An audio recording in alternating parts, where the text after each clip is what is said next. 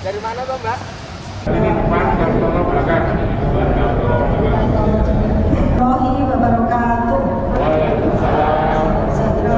Universitas Gajah Mada, kami memperingati Hari Kartini.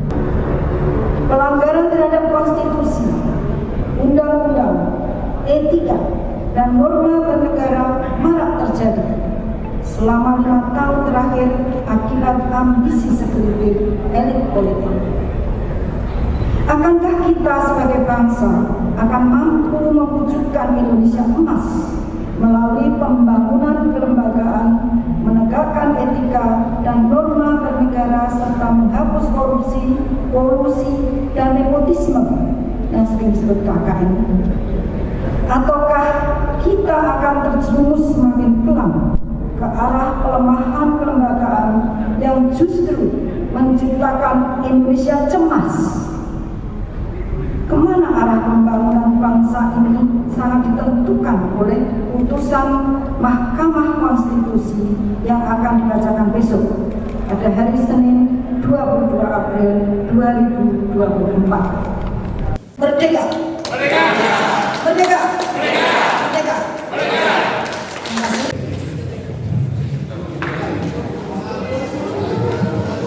Terima kasih. Pelanggaran hukum dan membenarkan yang hanya Indonesia tidaklah berdasarkan pada prinsip-prinsip yang sudah dibawakan. Bertepatan dengan peringatan Hari Kartini 21 April, momentum penting yang kita rayakan setiap tahun, dan bertepatan dengan 1 hari menjelang putusan Mahkamah Konstitusi. Jadi ada 2 agenda yang dipadukan dan dua-duanya ini terkait dengan masa depan bangsa. Seperti yang saya sampaikan dalam orasi, bahwa merayakan Hari Kartini itu seharusnya menjadi kesempatan kita untuk menggali kembali gagasan Kartini, pemikiran Kartini, ide-ide Kartini untuk bangsa. Dan bagi saya Kartini itu bicara tentang kebenaran, etika, keadilan sosial, kesetaraan.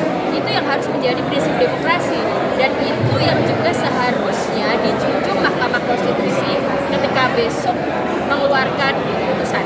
Jadi putusan Mahkamah Konstitusi besok ini akan menjadi sebuah pertaruhan kemana demokrasi Indonesia, apakah akan dibawa untuk terus tumbuh, maju, berbuah, atau justru akan kembali ke 1 abad lalu ketika bahkan seorang Kartini saja sudah memiliki gagasan-gagasan yang intinya menyuarakan semangat demokrasi.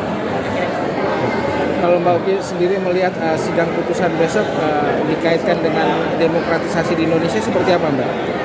Jadi proses mekanisme untuk menggugat hasil pemilu ke MK itu adalah sebuah bentuk dari upaya untuk menjaga demokrasi itu sendiri. Jadi kelahiran Mahkamah Konstitusi sejak awal reformasi itu dimaksudkan untuk menjaga agar demokrasi tetap pada realnya, agar tidak ada praktek-praktek yang menyalahi konstitusi. Jadi ketika kemudian ada pasangan calon yang merasa dirugikan, merasa bahwa proses pemilu tidak sesuai aturan, tidak adil, tidak sesuai etika, maka sudah seharusnya kita sebagai bagian dari masyarakat, warga negara mendukung proses itu. Jadi proses di MK ini sendiri sudah menjadi bagian dari demokrasi. Nah, sekarang pertanyaan besarnya adalah apakah para hakim konstitusi ini memang memiliki keberanian dan integritas dalam membuat sebuah putusan yang tetap berdasarkan koridor konstitusi dan demokrasi, atau putusan hakim itu nanti hanya berdasarkan pada kepentingan sesaat para elit dan dituntun oleh kepentingan jangka pendek personal. Ya, jelang putusan ini Mbak Oki melihat ada intervensi dari pemerintah tidak? Kita akan susah untuk bicara bahwa Mahkamah Konstitusi sudah ada intervensi dari pemerintah sehingga hasilnya nanti tidak bisa diharapkan dan sebagainya, karena kita masih terus memelihara harapan. Namun kita juga tidak bisa memungkiri sejak awal apa yang menjadi kontroversi pemilu ini, Mahkamah Konstitusi tidak lepas dari kepentingan penguasa, terutama ketika kemarin ketua MK-nya ternyata adalah iparnya presiden.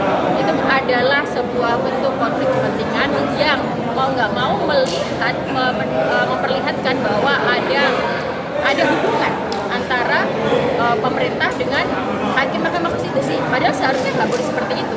Dan kita tahu juga komposisi hakim konstitusi itu kan juga kerap sekali ditentukan oleh perwakilan partai.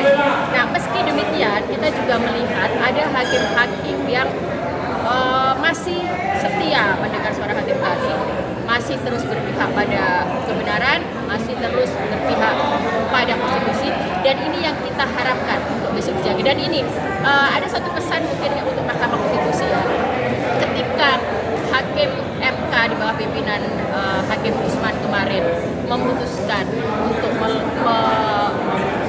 mengubah undang-undang atau memberi jalan pada Gibran untuk maju, itu kan MK sudah di bawah sorotan.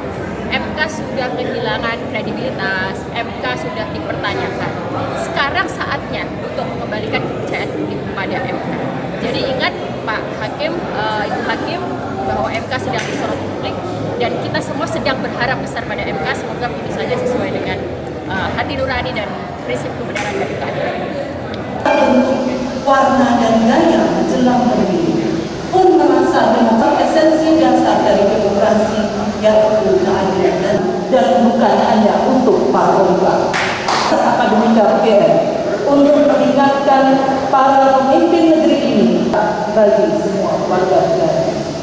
Izinkan pula saya ketika itulah maka demokrasi kebebasan dan pendidikan dan perjuangan usaha dan mereka anggapan anak muda problem bangsa hari ini pertama bikin coret-coretan itu sampai 15 menit gitu, karena jangan dikira baik saja, tapi ya supaya saya tidak bunyi. Yang saya rasa pada hari ini sudah bisa dalam surat-surat yang dikirimkan pada sahabat bekerja untuk kebahagiaan beribu-ribu orang karena paham-paham palsu tentang mana yang baik. Belum lagi kalau kita lihat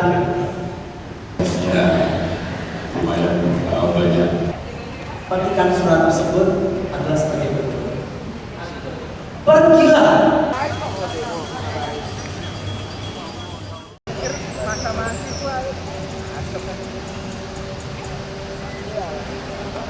Dari mana Mbak? Warahmatullahi wabarakatuh.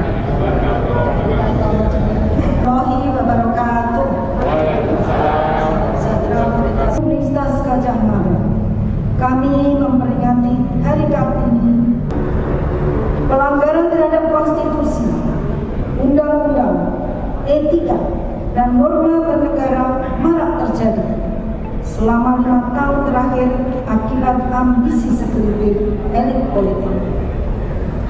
Akankah kita sebagai bangsa akan mampu mewujudkan Indonesia emas melalui pembangunan kelembagaan, menegakkan etika dan norma bernegara serta menghapus korupsi, kolusi, dan nepotisme yang sering disebut KKN? Ataukah kita akan terjerumus semakin kelam ke arah pelemahan kelembagaan yang justru menciptakan Indonesia cemas? Kemana arah pembangunan bangsa ini sangat ditentukan oleh putusan Mahkamah Konstitusi yang akan dibacakan besok pada hari Senin 22 April 2024. Merdeka